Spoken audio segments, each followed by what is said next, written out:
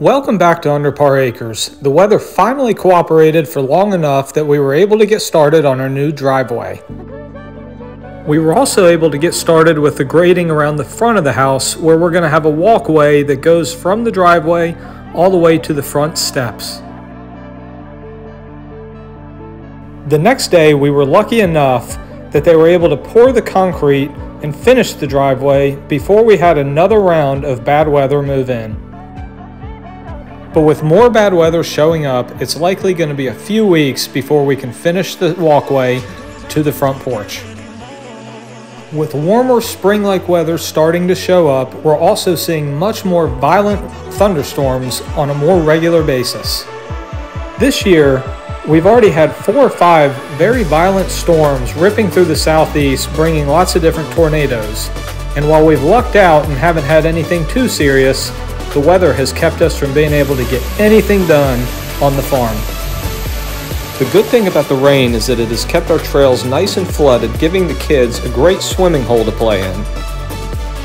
And on sunny days, you can always find them outside around the pond, fishing for tadpoles and doing all the things that we enjoy watching them do.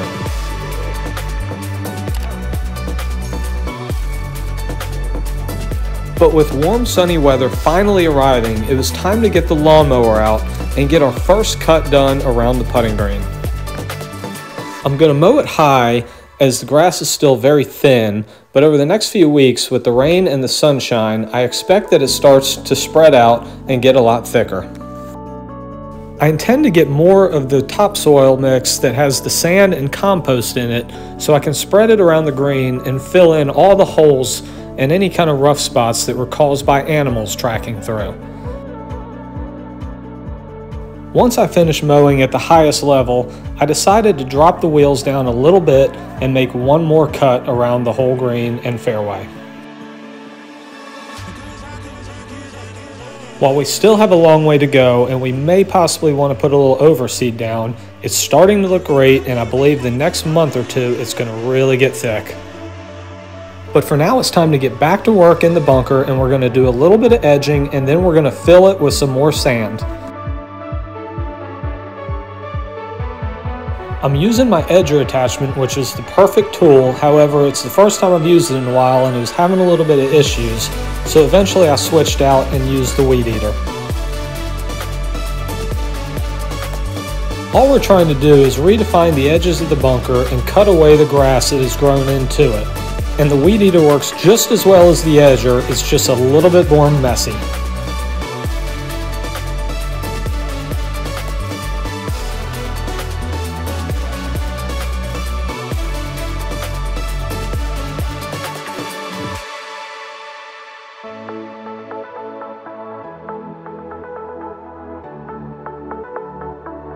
Once we're finished with the edging, it's time to bring in the steel backpack blower and clean out all the grass clippings.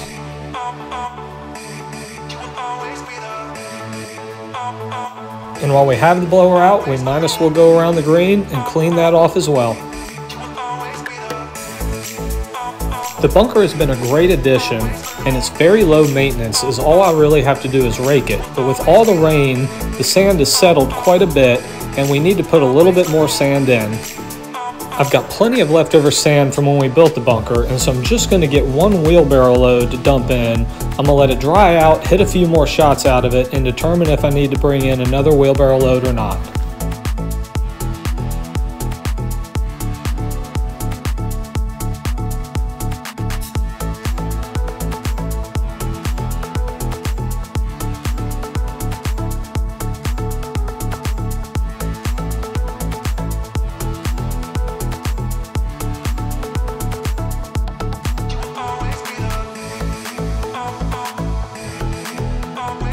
With the fresh landscaping complete, the putting green and bunker are starting to look great.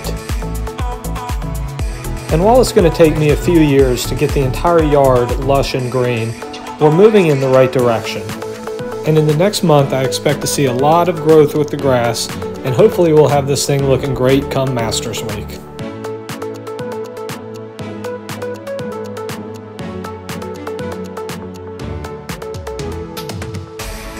But as always, at the end of a beautiful day, I'm going to take a little bit of time to just enjoy using the putting green.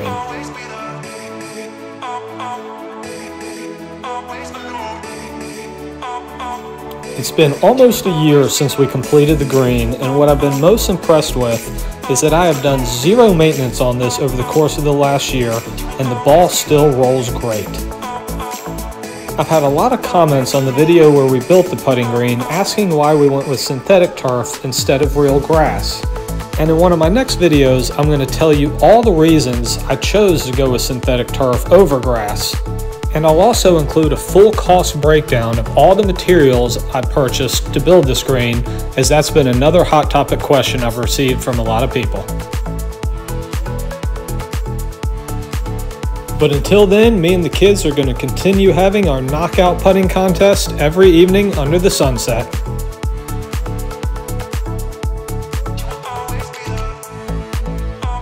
Thanks everybody for watching, and we will see you soon.